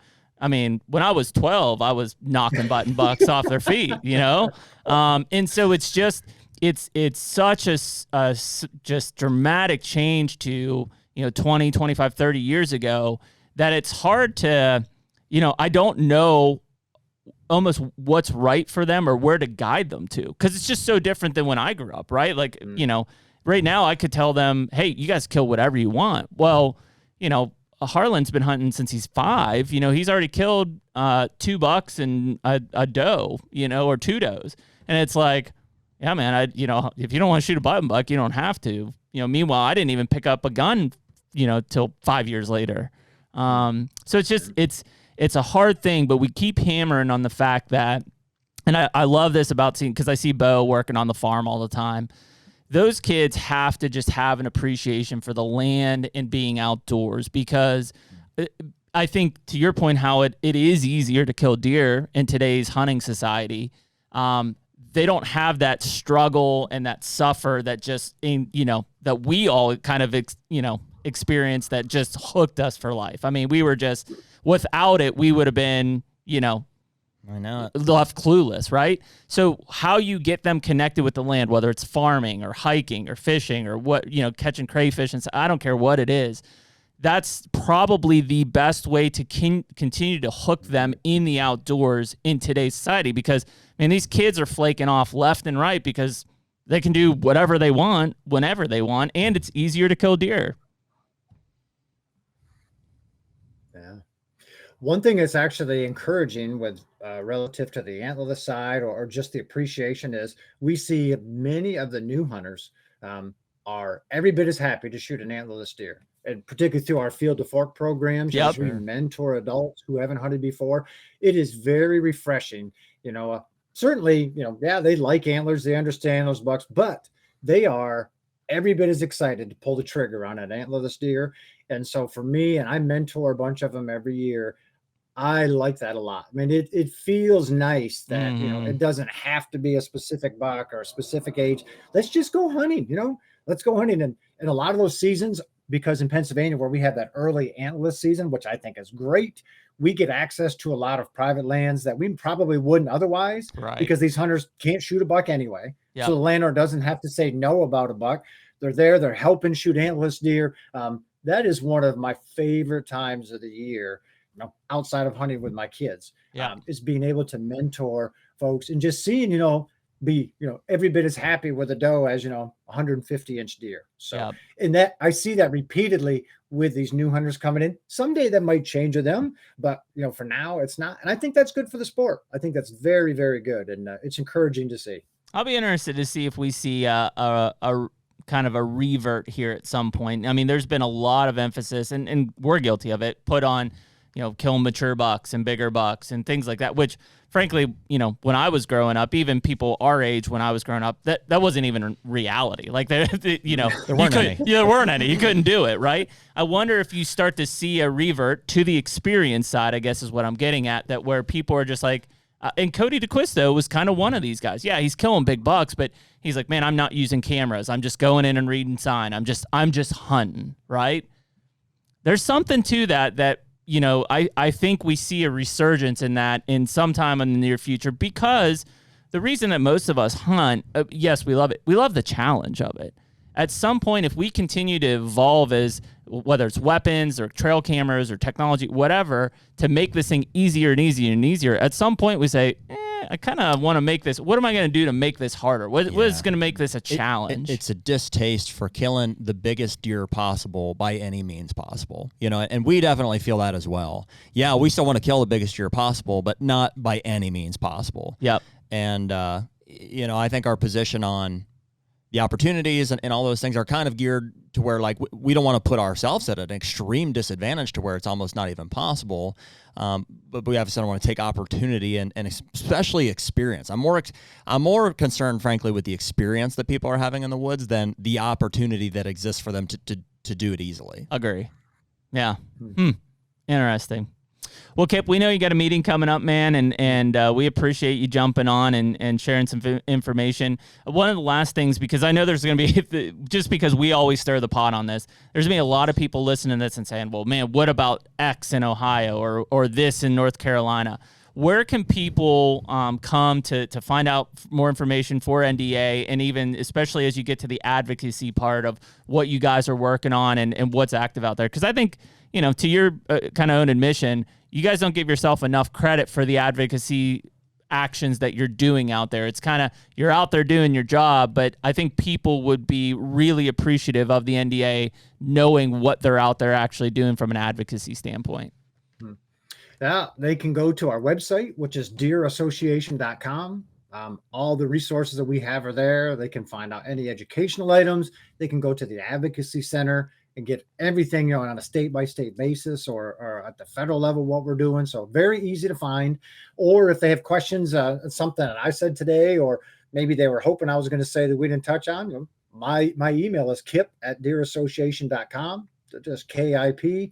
And I'm glad. I talk to folks across the country every day, deer hunters and land managers, and I enjoy it. So, if I can help, they're welcome to email me if they can't find what they want on our website. But I appreciate the opportunity to be able to give that web address. Yeah, man. Well, we appreciate you coming on. Always good to have another Pennsylvania boy on and, giving us their input on some things. We always, it's just good to talk, all of these things that are happening out there. And, it's good to know that, guys like the NDA have our backs, when we're frankly out there doing other things. Good deal. Well, thank you guys for the opportunity, and thanks for being deer hunters and for doing what you do for deer and wild things and wild places. That certainly makes a difference. Appreciate it, man. Awesome. The HUNTR Podcast is brought to you by Stealth Cam. Dude, where would we be without our cell cams? I would definitely be divorced at this point. Yeah, I hear that. I mean, the fact is I spent more time checking cameras than I actually did hunting prior to cell cameras. Now, at least, my wife can enjoy me being in the comfort of my own home, buried in my phone, checking those pictures. Yeah, 100%. And, dude, when it comes to trail cameras and definitely cell cameras, reliability is, I think, the number one thing that we're looking for. Stealth Cam just has a long reputation of reliable cameras, and ultimately, that is the most important thing to us. They have to work. In terms of reliability, there's not a better camera on the market than Stealth Cam, whether you're talking about the Fusion X, the Reactor, or the DS4K Transmit. And most of them are under $200. Stealthcam.com. Check them out.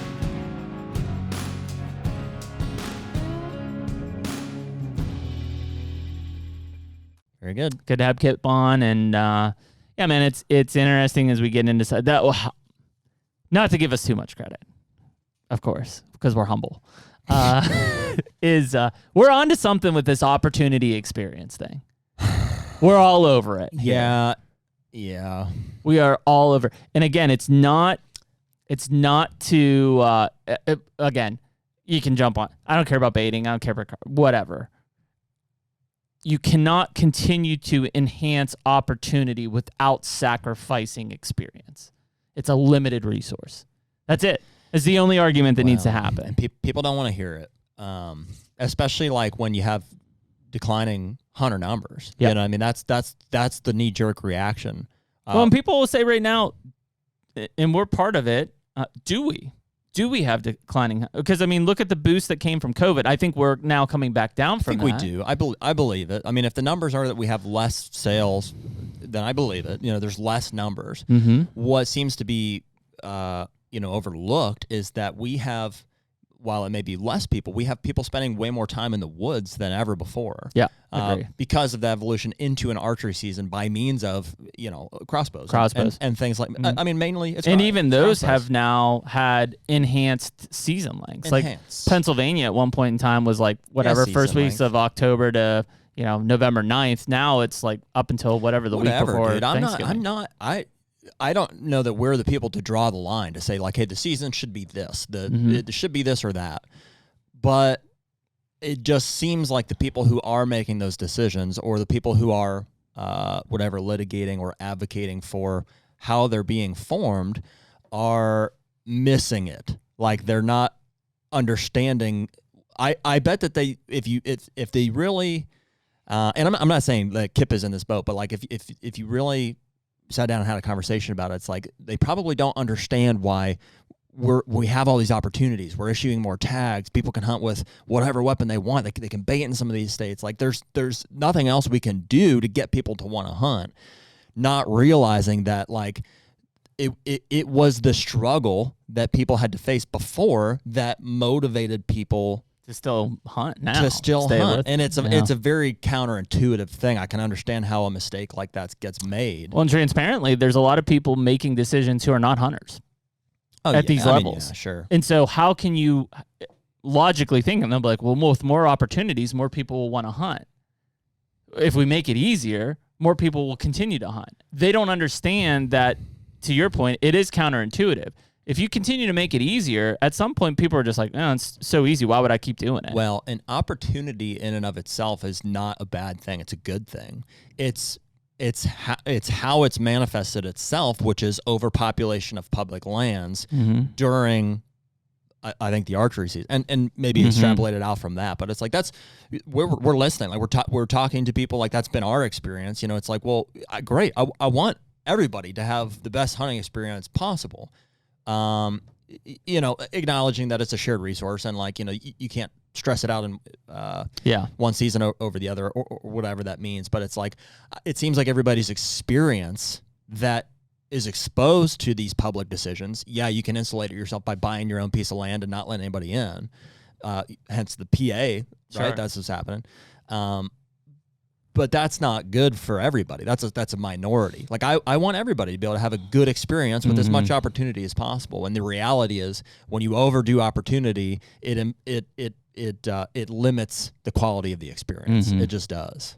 Yeah, and I mean that's such a fine line there, because again, the more per Kip, dude, it's not just hunting decisions. It's not just license decisions. It's, I think we pulled out of the woodwork there that like a lot of loss of access comes from concerns with liability.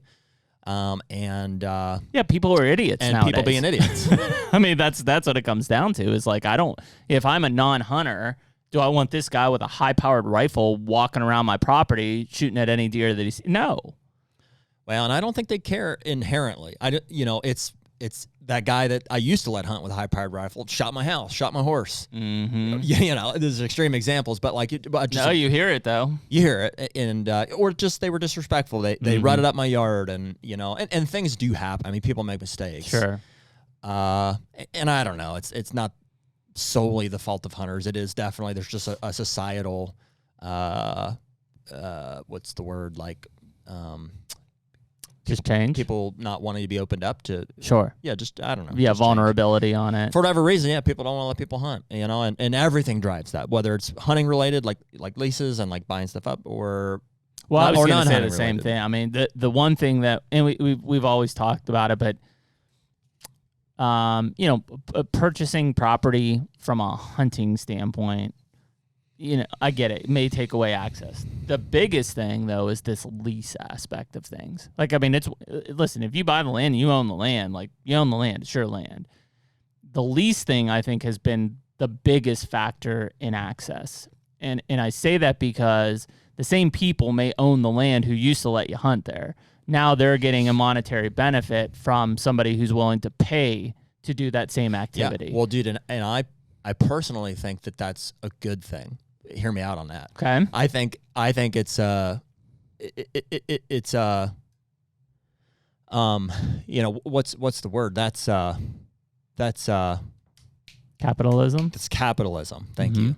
The problem with that is that the people in politics who represent hunting haven't figured out how to compete with that. Sure. We can't raise the money to buy those lands back. Right. The people should be able to make money off their land. Agreed. If I can sell the hunting rights on it, that should be the right no to do it. different than farming it. The problem is that we have this, whatever it is, I don't know who's responsible for that. The states, the agencies, at what level that responsibility falls on us as uncoordinated, hunters. Hunters. It's like we should find a way to buy those properties back or compete, give options to. Yeah, like the plots program and some of these walk-in programs in Kansas. Small sample side, right? But where we hunt in Kansas last year was the biggest eye-opener to this. The moment you see a ton of Kansas residents and Southern Illinois. Yep. The moment you see a ton of Kansas residents hunting Kansas public ground, you've got vast amounts of space. Why would you hunt here? Yeah, it's like, what are you doing? Oh, you've been displaced? Why? Oh, so-and-so's leasing it now? That in there, and it's a waterfall effect, right? Because now the people from out of state or whoever that were hunting public land, and obviously residents should have the priority, don't get me wrong, but all the people who were hunting the public land because they were coming from out of state now are cascaded down to the people who live there who now have to hunt public land because they've been displaced by this whole next generation of out-of-state guys who have money and want to lease. It's the capitalism. And why do guys want to lease? Because there's too many people on public land. Absolutely. They don't want to deal with people, period. Experience. So it's just all of a sudden you see this kind of waterfall effect. And again, it'll all balance out, but your quality of experience will suffer the more opportunity that comes through. We were just looking at draw statistics for Iowa. Like, was it zone 5? 5 points and you're not guaranteed anymore. You may need 6 to get there. And it's because it didn't say that. It was like there's just nobody with less than 5 points drawing. Correct. In zone 5. But you also have a lot of people with 6 getting drawn.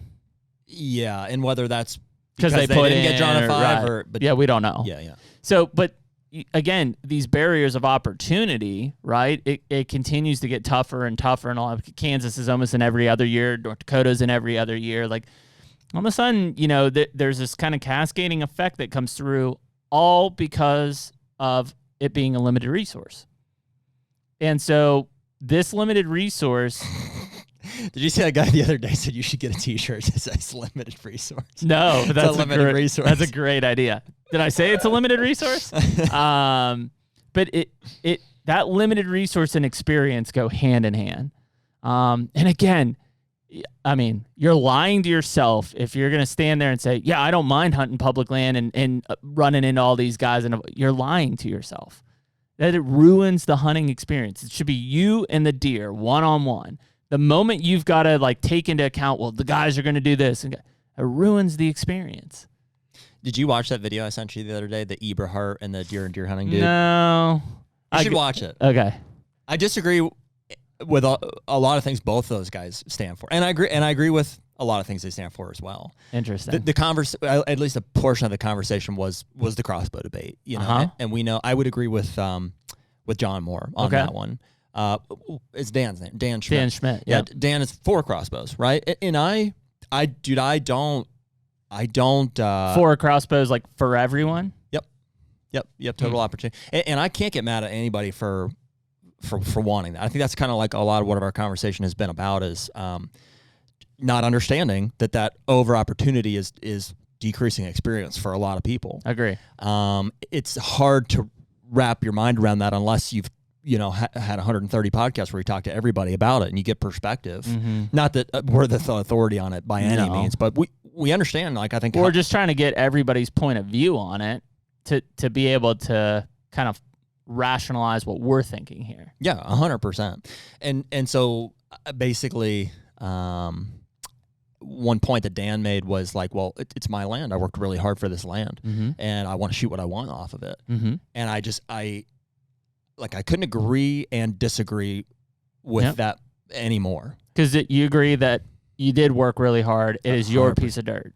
You disagree. You should because be able to. It's a shared resource. It's not your deer. It's on a high fence. Yeah, and people would accuse us of saying, "Oh, it's my deer." It's my, and believe me, we fully understand that they're not our deer. I care a lot about the deer on my property, and am guilty of saying, oh, my buck did this or this, but it's because I put so much into it. But there's no fence around my property. You either. have to understand that as somebody if you're going to invest in a piece of, if you're going to buy a piece of land to deer hunt, you have to do so knowing that those are not your deer. Mm-hmm. Yes, you can enjoy them to the fullest potential. You can draw them in the best that you can, but but they're not your deer. You can't do whatever you want with them. No, myself included. Yeah, that's a big trap that a lot of us will find ourselves into. And the public land guys won't, right? Because they're not going to necessarily talk about it like that, because everything they have, the land under their feet to the deer they're hunting, is all a shared resource. Whereas the private land guys are going to say, well, yep, this land, this dirt in my hand is mine. The deer is a shared resource unless I have a fence around this place. Mm-hmm.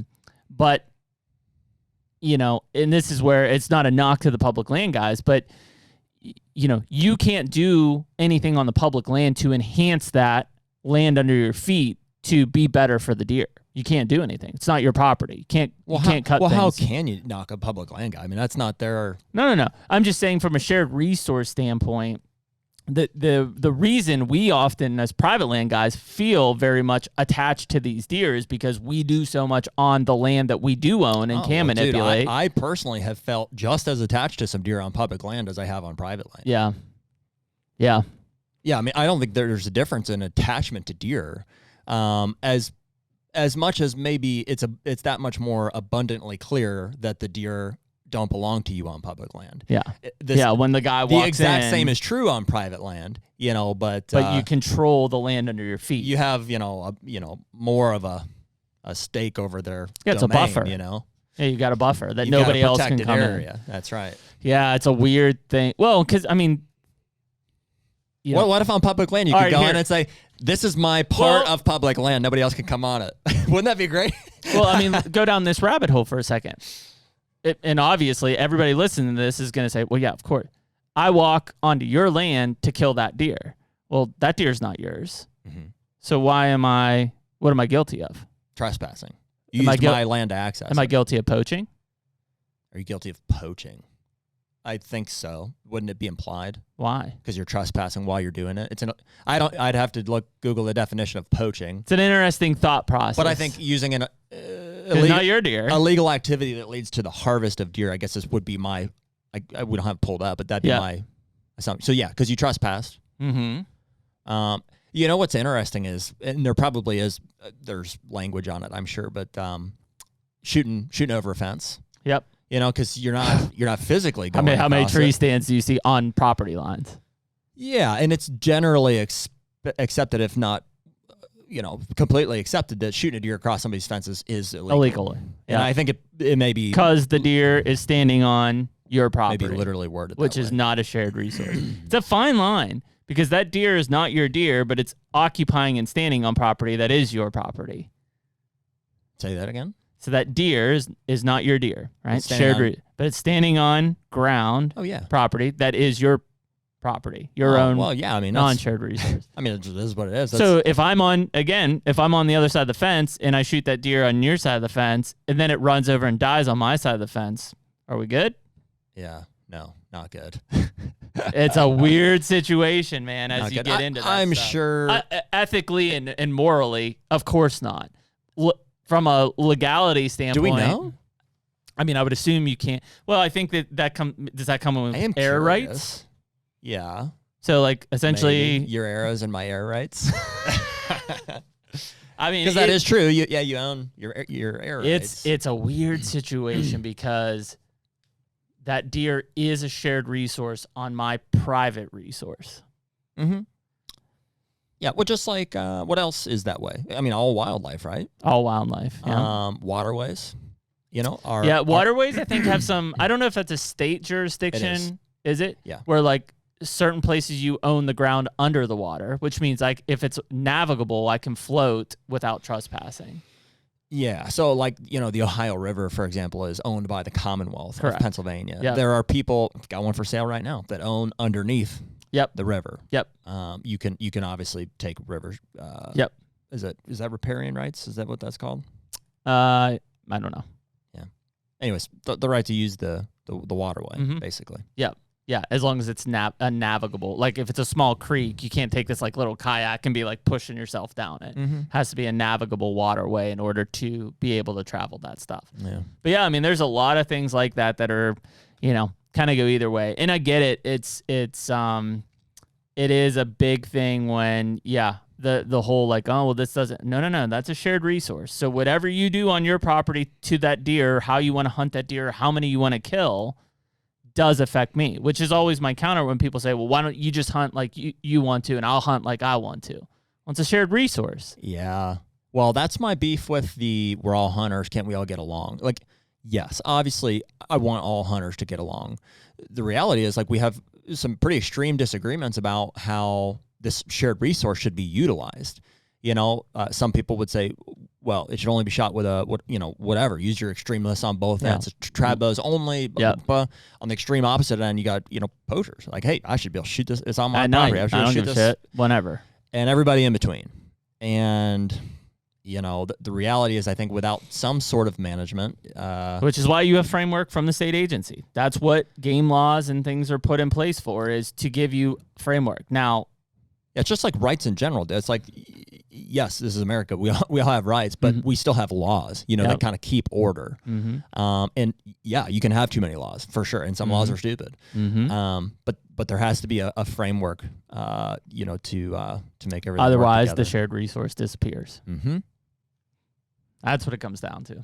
So, anyways, we enjoy y'all listening to this episode of HUNTR Podcast with Kip Adams, and we'll see y'all next week. Later. Take me